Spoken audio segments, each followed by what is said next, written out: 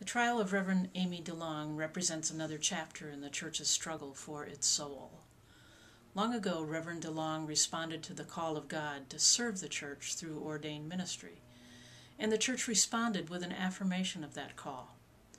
She was ordained and provided faithful leadership to the local church, the conference, and beyond. And now, because of her willingness to live openly and honestly and to offer pastoral care to those who turn to the church and its leadership, she is being brought to trial.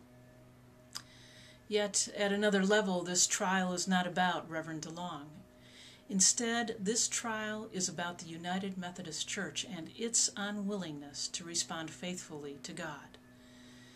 In this case, the church itself is on trial, as the world watches once again to see if the institutional church can break open its soul to hear God's call to embrace a new way of being the church. The church's commitment to exclusion is killing its soul. I am Joretta Marshall, and I teach at Brite Divinity School in Fort Worth, Texas, ordained elder in the United Methodist Church Rocky Mountain Conference.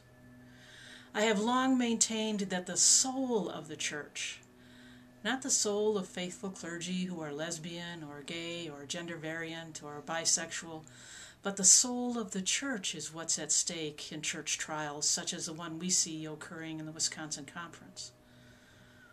That soul of the church, that place in the institution where God comes alive and moves in and beyond in transformative grace, the soul of the church deserves to be set free in order for God's grace to penetrate the world around us and to transform it into a more faithful and just world.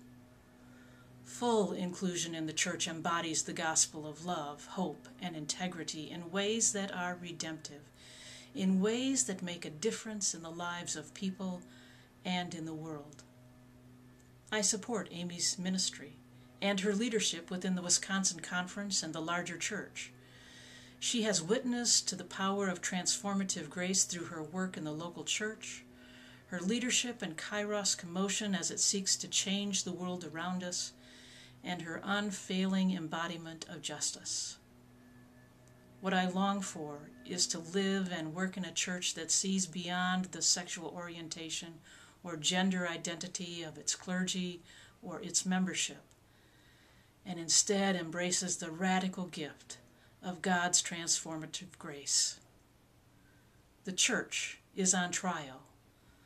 Let us pray for wisdom and a new spirit.